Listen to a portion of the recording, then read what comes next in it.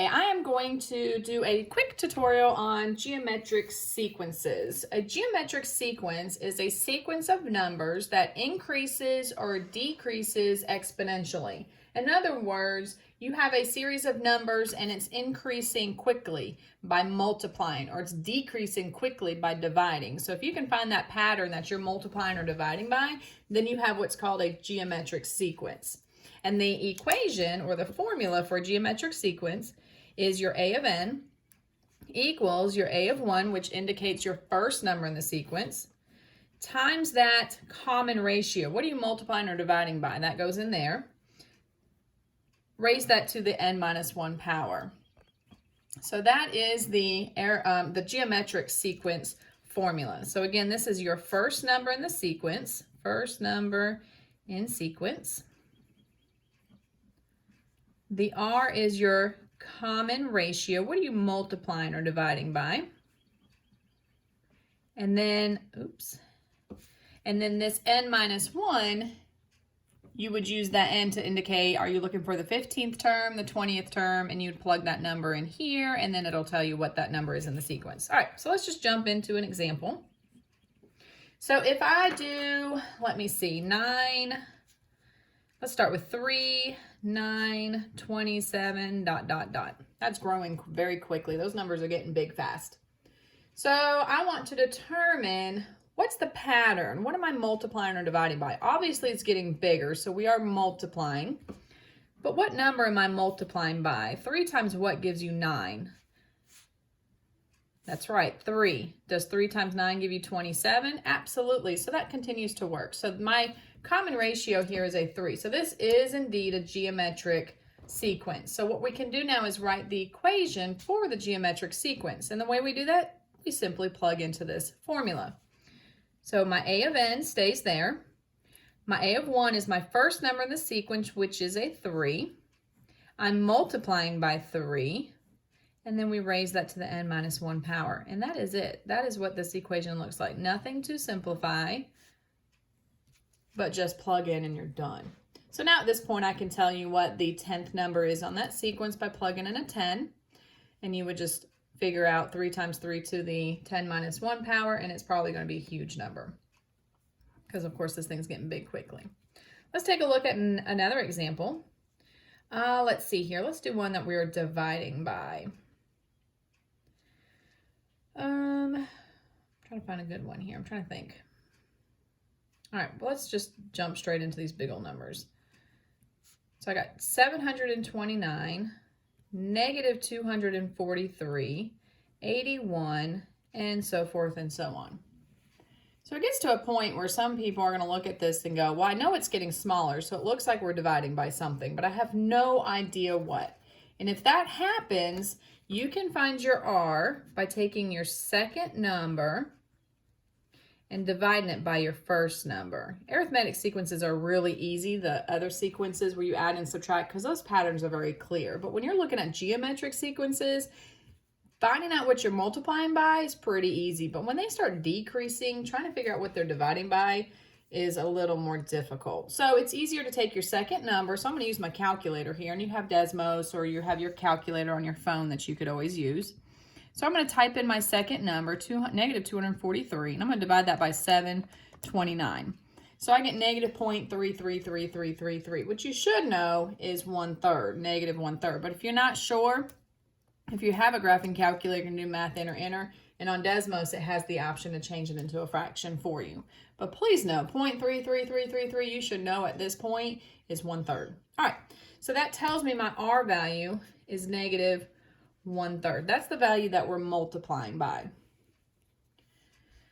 And I always tell my students, if it's a fraction, that's the same thing as dividing, because some kids, you'll have that one student that'll go, oh, I know what that is. You're dividing by negative 3.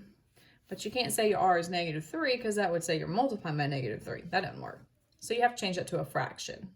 All right, so we are multiplying by negative 1/3. That is saying the same thing as dividing by negative 3.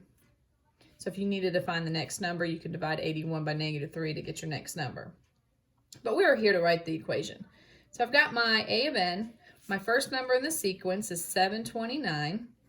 my R value, which was a little difficult to find in this sequence, but we have this backup plan where we can take the second number divided by the first number, very quickly finds your R for you.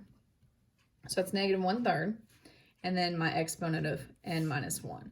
So there is my rule for this particular geometric sequence. So just be careful if you're having a hard time finding your R, you can use this little shortcut here. Take that second number divided by your first number, and that will provide your R for you. Now I want to talk about, what if I give you a sequence? Is it geometric? Well, let's see an example. So if I give you 2, 10, 50, 250, ... continues to go on and on and on. So how do I know if this is geometric or not? The question is it geometric?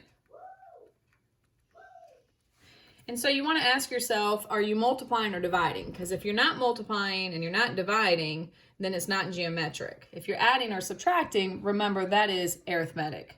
So I want to know, am I multiplying or dividing? Well, obviously it's getting bigger, so we must be multiplying by something. So what am I multiplying by? Well, 2 times what gives you 10? Isn't that a 5? Let's see if that continues to work. 10 times 5 is 50? Yes. 50 times 5 is 250? Yes. So is it geometric? Absolutely. And my R value is we're multiplying by 5. Easy enough. Let's take a look at another example. Let's take a look at 135, 45, 15, 5, so forth and so on. The question is this geometric? In other words, are we multiplying or dividing to get to the next number in that sequence? Well, I notice it's getting smaller, and because the numbers are getting smaller, we must be dividing. So what am I dividing by? It looks like 135 divided by 3 is 45, right? 45 divided by 3 is 15. 15 divided by 3 is 5. So we're dividing by 3. So is it geometric? Yes, because we're dividing. But what is my R value? If I'm dividing by 3, I can't put 3 because that would indicate I'm multiplying by 3. What is the same as dividing by 3? That is multiplying by what? That's right, 1/3. So just remember, if you're dividing, you got to change it to a fraction. Dividing means you have a fraction involved there. Let's do one more example. Let's do 6, 18, 24, 30, ... Again, the question we're looking at, is it geometric? Well, I notice my numbers are getting bigger, and because my numbers are getting bigger, that indicates we must be multiplying. So 6 times what gives you 18? Isn't that 6 times 3? Is 18 times 3 24? No, it's 54. So this does not work with the entire sequence. So is this geometric? No.